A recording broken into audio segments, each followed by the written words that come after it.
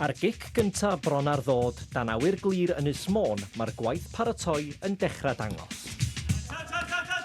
A Merched Môn yn paratoi at her enfawr, Gemau'r Ynysoedd sydd eleni'n cael eu cynnal draw ar Ynys Orkney yn yr Alban. Mae'n fraint iddyn ni fatha genod, fatha yn enwedig hogan fatha newid troi'n 18, fatha dwi'n excited i fynd i gynrychioli Ynys fi, dwi'n proud iawn o dod o Ynys Môn, gallu siarad Cymraeg. Mae o yn lot o waith ond diwedd dydd allan yna mae o werth o da. Bro siw bach yn bod eich saed y disgwyl dani, ia? Byddwch yn barod?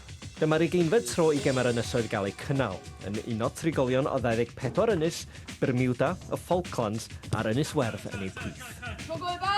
Da ni wedi cael digon amser o'n i paratoi a gynnu chydig wsos eto, so mwy dyn paratoi, mwy mynd i'n barod. Mae pob yma'n edrych ymlaen amdani, ydych chi'n bod? O rwyfo, seiclo, gymnasteg a hyd yn oed golf mae yna ddigon o arlwy i ddod. Ond bosib pêl-droed merched dan y chwyddwydyr ychydig yn fwy wrth i'r tîm cenedlaethol baratoi i deithio draw i'r Swistir ar gyfer pencampwriaeth yr Ewros. A llwyddiant carfan Rhian Wilkinson i'w deimlo ar gopa môr. Dwi'n 37, felly pan o'n i'n dechrau pêl-droed, do'n am dim, o'n i'n chwarae mewn tîm pêl-droed hogia, do'n am llawer y tîm a merchaid o gwmpas, nes i gorau bod mewn tîm merchaid pan o'n 14 oed, felly sbio nôl rwan a faint o opportunities yna i'r genod rwan, mae o'n amazing. Wel, mae'n wylent ben i hyn bod nhw'n cael mynd i'r Euros am y tro cyntaf yn 2025 ac gobeithio wneud y dda, dwi'n gobeithio wneud nhw, dwi'n meddwl wneud nhw hefyd, wneud nhw'n sioe ni gyd. Ac i Cassie Evans yn aelod o garfan dan 19 yn cynrychioli Cymru, y gema hyn yn ogystal â'r Euros yn ei gwneud yn falch iawn. Wel, mae rhywbeth i'n eligas, definitely, ond dwi'n meddwl canolbwyntio ar y Gemau'r Ynysoedd gyntaf, dwi'n meddwl wedyn gweld mae'n mynd ydyn. Un llygad ar y dyfodol felly, ond am y tro, ond edrych yn o her o flaen Merched Môn yn ogystal â Merched Cymru, a dwy garfan balch yn cynrychioli'r wlad dros y dŵr. Dyma Nancy Williams, merch 19 oed o Ferthyr Tydfil sy'n caru canu. Dwi wastad wedi joio canu. Dwi wedi dechrau pan roedd hi'n 9 mlwydd oed.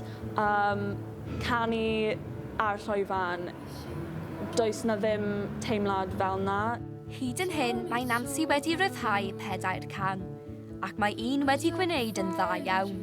Roedd fy can cyntaf, I Don't Want to Grow Up, wedi dod allan yn Hydref, ac yn y wythnosau cyntaf, roedd fy can cyntaf wedi cael miloedd o gwrandawyr. Ac mae wedi ei dewis i berfformio yn un o'r gwyliau mwyaf Glastonbury. Dwi mor gyffrous i mynd i Glastonbury.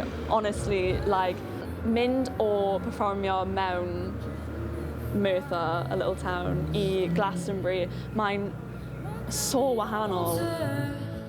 Mae'n gyfle gwych i unrhyw un chwarae gwyl Glastonbury. Dim pawb sy'n cael chwarae yr wyl fwyaf enwog yn y byd i gyd. Felly mae chwarae fel mae Nancy wneud ar llwyfan clason nyff, fi'n credu yn mynd i fod yn wych, mae'n gyfle gwych. Mae'n gallu gweud, am byth be bynnag sy'n digwydd yn y dyfodol, nes i chwarae Glastonbury. Cyngor fi yw i pobl sydd yn caru music a caneuon i cario ymlaen, dal ati a wneud beth ti'n wneud. O Ferthyr i Glastonbury a chyfle i Nancy wireddu i breuddwyd.